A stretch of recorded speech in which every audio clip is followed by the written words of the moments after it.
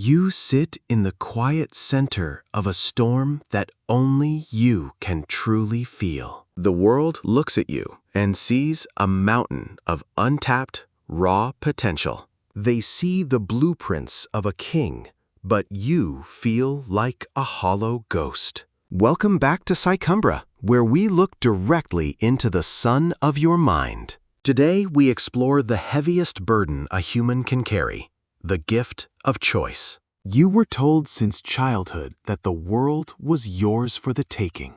They called you gifted, bright, or perhaps a natural at everything. But that label became a velvet-lined coffin you've been lying in for years. The prison of high potential is a unique kind of psychological hellscape. It is the paralysis caused by being able to do everything, yet doing nothing. When you can see 10 moves ahead, the first move feels utterly meaningless. You possess a mind that dissects reality like a sharp scalpel through silk. You see the patterns, the flaws, and the inevitable endings of every path. Because you can do anything, the value of doing any one thing evaporates. Why build a cathedral when you already know how the stone will weather? Why start a business when you can already see the ceiling of its growth? The high-potential individual suffers from a chronic case of the void. It is the terrifying realization that your competence has outpaced your passion. You are a Ferrari stuck in a traffic jam of your own over-analytical thoughts. Every day is a performance of almost, a rehearsal for a play that never opens. You feel a deep, gnawing guilt for the talents you are currently wasting. This guilt isn't yours alone.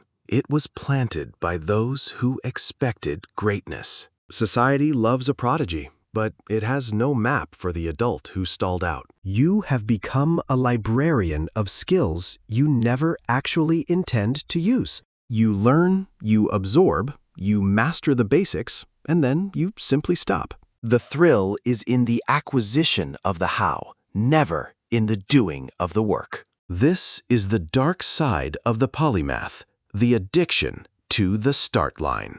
You are terrified that if you commit, you will prove you are merely human. As long as you do nothing, your potential remains infinite and perfect. The moment you choose a path, you kill every other version of yourself. And to a mind that craves the infinite, the finite feels like a death sentence. You have become the architect of a city that will never be built on Earth. Instead, you inhabit the ruins of what could have been if you just tried. But trying requires vulnerability, and vulnerability is the enemy of the gifted. You have spent your life being naturally good, so effort feels like failure. If you have to work hard at it, you tell yourself you must not be a genius. This is the lie that keeps you paralyzed in your bedroom at 3 in the morning. You scroll, you watch, you consume, searching for a spark that never comes. Because sparks are created by friction, and you have avoided friction for years. You are waiting for a calling that sounds like a trumpet in the distance. But the calling of the high-potential soul is usually a quiet, dirty shovel. It is the mundane work of choosing one thing and letting the others die. We must talk about the shadow of the polymath, the fear of being ordinary. You would rather be a failed genius than a successful commoner any day. Your ego has wrapped itself around your potential like a suffocating vine. It tells you that you are too good for the entry-level steps of greatness. You want the crown without the sweat. You want the mastery without the repetition. But the world does not reward potential. It only rewards the finished product. A mediocre man who finishes a shed is more powerful than a genius with a dream.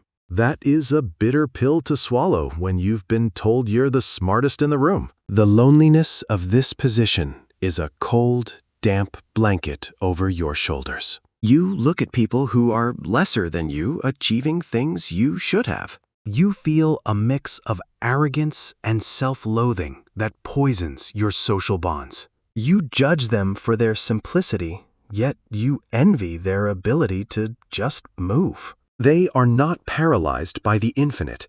They are driven by the immediate. You, however, are drowning in a sea of what-ifs and somedays. The paralysis of high potential is often a trauma response to high expectations. If you never finish, you can never be judged on the quality of your soul. If you never start, you can never fail the people who believe in you.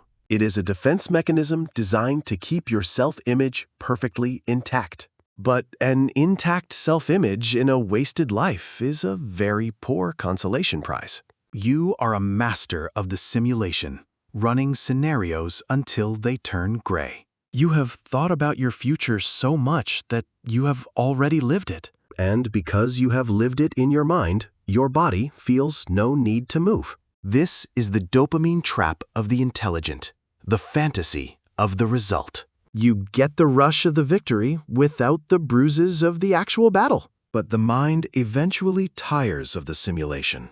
It begins to starve for reality.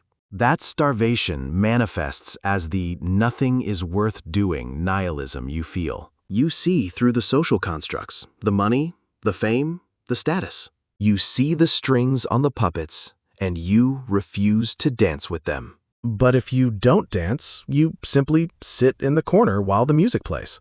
The lone wolf archetype is often just a mask for the terrified genius. You hide in your solitude because there no one can see you failing to launch. In the dark, you are still the protagonist of a story that hasn't begun. But the clock is the one enemy your high IQ cannot outsmart or outrun. Every second you spend in the prison of potential is a second of your life gone. The walls of this prison are made of your own pride and your fear of being just okay. To break out, you must commit the ultimate sin. You must be willing to be bad. You must be willing to be the person who tries and looks foolish doing it. You must take that gifted label and burn it in the fireplace for warmth. It is not a crown. It is a weight. It is not a map. It is a blindfold. The truth is, you aren't doing everything. You are doing absolutely nothing. The ability to do everything is a theoretical concept that has no value.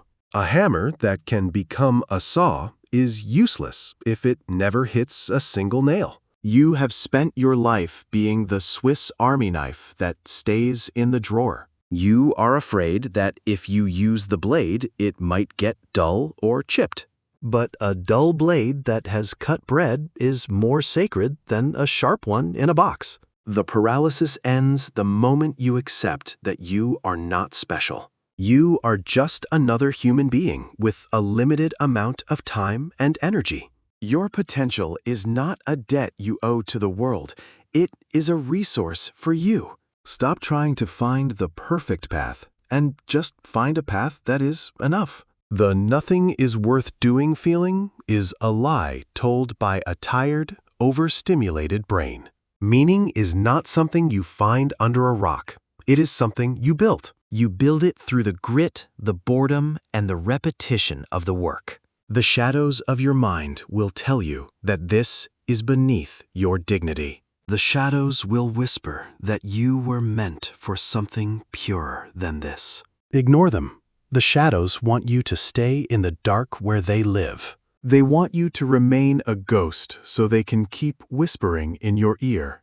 Real power comes from the transition from potential to actual. It is the movement from the gaseous state of ideas to the solid state of action. This transition is painful. It is dense. It is real. You will feel your ego screaming as you do the mundane tasks of a beginner. Let it scream. It is the sound of your prison bars finally beginning to bend. You have been a prisoner of your own brilliance for far too long now. The world doesn't need your potential. It needs your presence and your work. I can try do that, but it's hard to make things imperfectly on purpose, you know? Like the systems are built for good, not messiness. Like, stop being the observer of your own life and start being the architect. The blueprints are beautiful, but they won't keep you warm in the winter. Pick up the stone, mix the mortar, suffer the weight of the reality you chose. In the end, you won't be judged by how much you could have done. You will be judged by the few things you actually dared to finish. The prison door is unlocked. It has been unlocked since the very beginning. You just had to stop looking for a complex key and just push the door open. Step out of the shadow of what you could be and into the light of what you are. The silence of the void is over. It is time for the noise of the world. This is Psychumbra. Face your shadow, or it will surely face you. The choice was never about what was worth doing. It was about who you would become. Now go and become something real, something finite, something finished. Your potential is a ghost. Let it go. Become the man who actually lives. The darkness is receding now. The work is all that remains.